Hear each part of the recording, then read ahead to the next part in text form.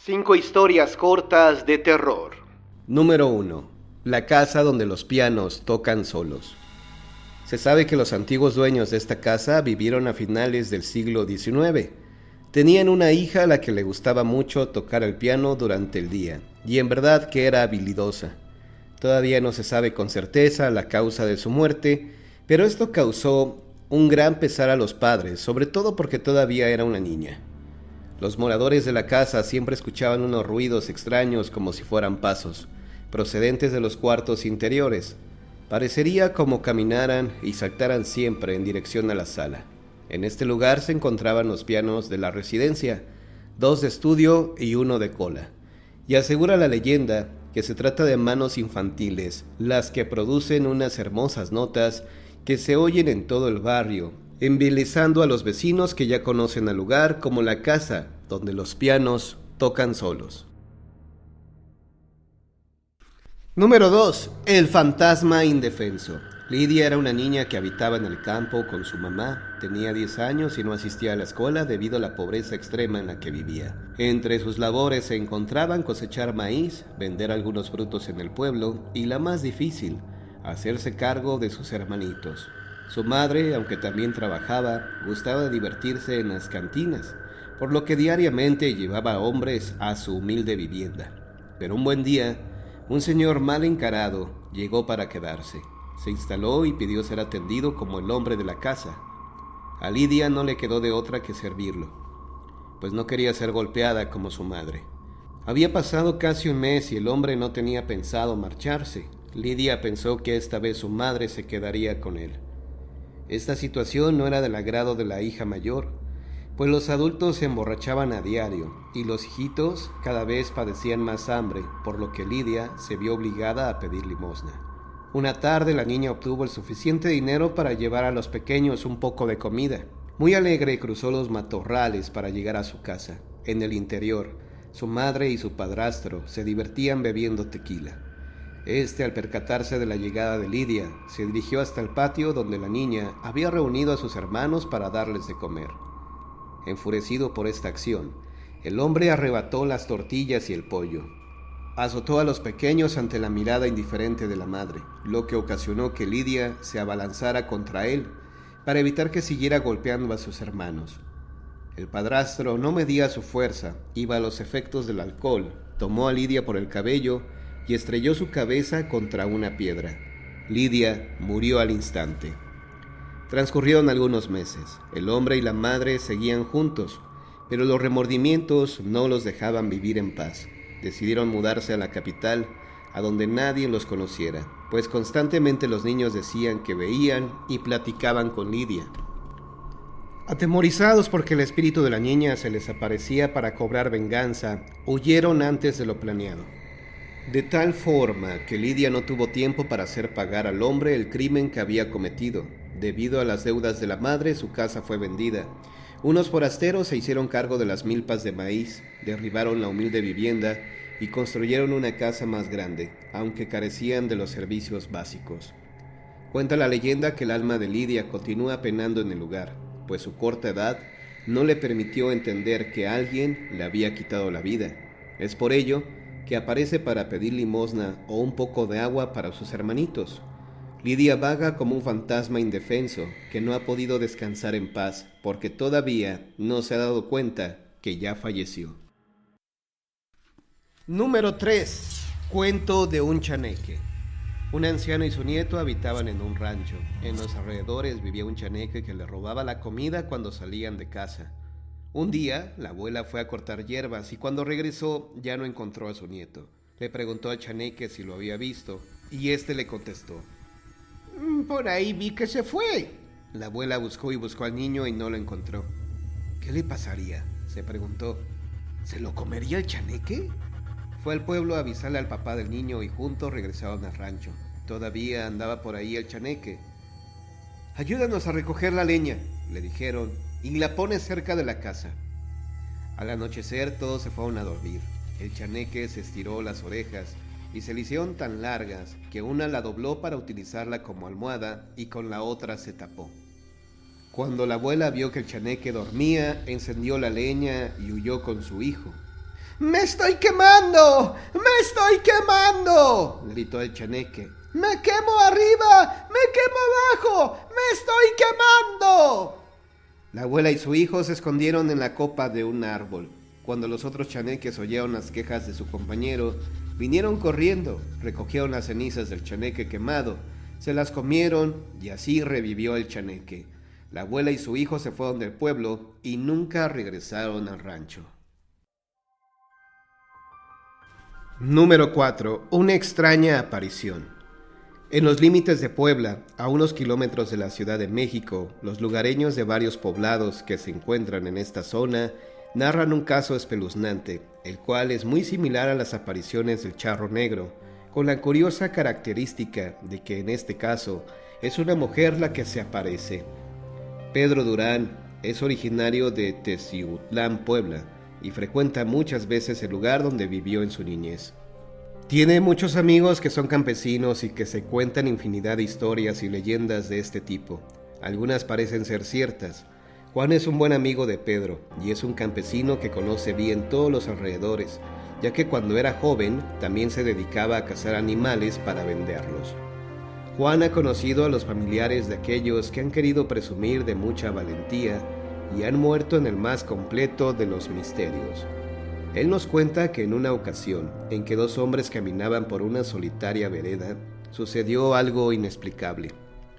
Su amena charla fue interrumpida súbitamente por la aparición sobrenatural de una mujer vestida de negro, quien montaba un caballo. Esta mujer se postró frente a los campesinos, invitándolos a subir al corcel con ella. Llevaba un largo vestido de encaje que mostraba una figura atractiva, pero el rostro no se le veía. Uno de los hombres no lo pensó y se fue con ella, creyendo que tendría una agradable aventura. Cuando el conquistador subió al caballo, la mujer levantó la cara, descubriendo el velo que le caía suavemente sobre el rostro. Era una calavera, era la muerte misma, pero el incauto ya no pudo bajarse y arrancaron en frenético galope. Solo se escucharon los gritos de aquel infeliz que había obsequiado su alma. El otro campesino, lleno de pavor, echó a correr como el viento, sin detenerse ni un momento hasta llegar a su casa. Tal como sucede en todos los pueblos, contó lo sucedido a varias personas, y entonces fueron en grupo con antorchas y armas a buscar al hombre extraviado. Revisaron todo el valle y las colinas, hasta que al fin hallaron el cuerpo sin vida. Le habían sacado los ojos, dejando las cuencas vacías y calcinadas. Su cuerpo parecía estar aplastado y un rictus de terror se dibujaba en su lacerado rostro. Se dice que no fueron los únicos en presenciar la aparición de esta mujer. Sea cierto o no, por si las dudas, mejor será no aceptar dinero o subir a caballos de personajes desconocidos. Y ya que hablamos de mujeres misteriosas, pasemos ahora a otro tipo de leyendas, también populares en nuestra gente. Un gran pecado. Cuenta una historia que en la Ciudad de México, a mediados del siglo XVIII, el virrey y su esposa se encontraban desconsolados, debido a que su hija Berenice estaba profundamente triste. Su rostro, antes sonrosado, se había vuelto pálido, su cabello rubio ahora se confundía con algunas canas, y sus ojos azules expresaban abatimiento. Berenice rara vez sonreía, casi no comía, no salía a pasear como antes, y permanecía horas enteras con la mirada detrás de la ventana de su alcoba, que daba al jardín del Palacio Real. Los padres de Berenice llamaron al médico de la Cámara de los Virreyes y a los doctores del Real Protomedicato, pero ninguno de ellos hallaba la razón de la extraña enfermedad. Su única distracción consistía en leer a escondidas un libro que le había prestado una anciana y pícara camarera española que se encontraba al servicio del Real Palacio. El libro se llamaba La Dorotea y Berenice. Se deleitaba con algunos pasajes que llegó a aprender de memoria. ¡Ay, infeliz de mí! ¿Para qué vivo? ¿Para qué solicito conservar la más triste vida que se ha dado a esta esclava? ¿Cuál mujer de mis años la pasa con tantos sobresaltos y desdichas? ¿Qué fin me promete tan desigual locura?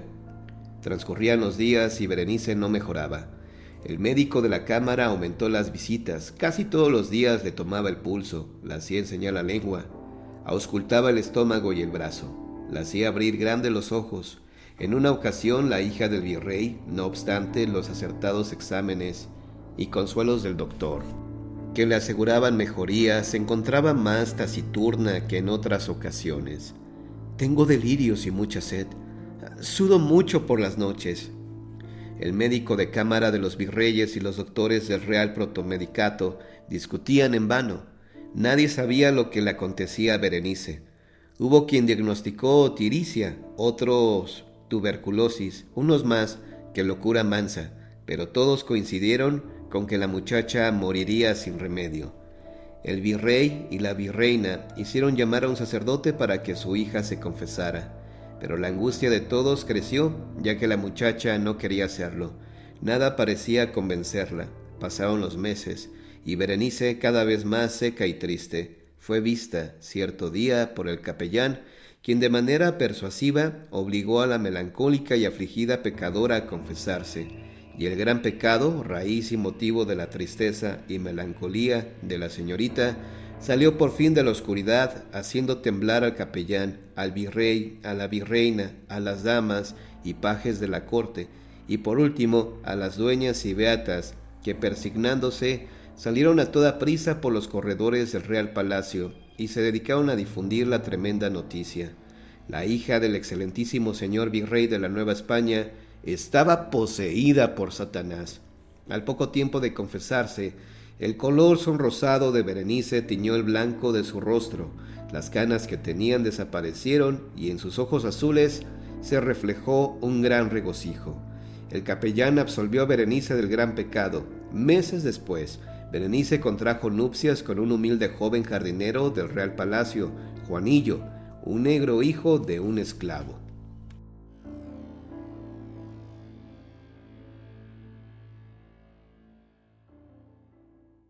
El Cerro del Murciélago.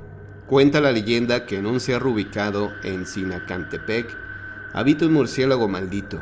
Este siervo de Satanás es el encargado de mantener atemorizados a algunos pobladores de la región, ya que cuando vaga por el lugar, roba y mata a los animales que se cruzan a su paso. Asimismo, tiene la misión de atraer hasta las entrañas del cerro a todas aquellas personas ambiciosas que por dinero y poder estén dispuestos a vender su alma al diablo. Se dice que la cueva está maldita. Por ello, un buen día Martín se hizo acompañar de Manuel para inspeccionar la cueva y comprobar los rumores que corrían en el pueblo. Envalentonados, se enfilaron hacia el cerro y se introdujeron en la gran cueva.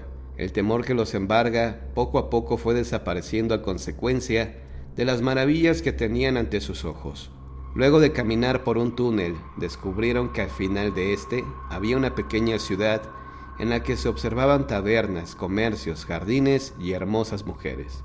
Por el contrario, cuando miraron hacia la salida, ya nada se vislumbraba, una espesa oscuridad había invadido el camino. Martín se percató que todo aquello que se decía acerca de que las personas iban hasta ese lugar para hacerse de grandes fortunas y para tener suerte en el amor era cierto. Martín y Manuel provenían de familias muy humildes, sin embargo, la tentación no provocó al primero, pero sí al segundo, quien no dudó en vender su alma al diablo a cambio de hacer realidad su sueño. Ambos regresaron al pueblo y al cabo de unos días, Manuel se ganó la lotería, se compró una casa y se le vio de juerga en juerga por varias semanas. Martín, sorprendido por el acontecimiento, se alegró por su amigo. Sin embargo, el hecho de que un murciélago se apareciera todos los días en las propiedades de Manuel y lo vigilara noche y día, lo mantenía atemorizado. Una tarde, la desesperación invadió a Martín, pues su madre había caído enferma y no tenía dinero para los doctores. Entonces visitó a Manuel para pedirle un préstamo, pero este se encontraba tan borracho que ni siquiera atendió la súplica de su amigo. Ante ello, Martín pensó que si le quitaba unas cuantas monedas, Manuel no lo notaría. Así que esa misma noche esperó que se durmiera para entrar en su habitación y hurtar el dinero.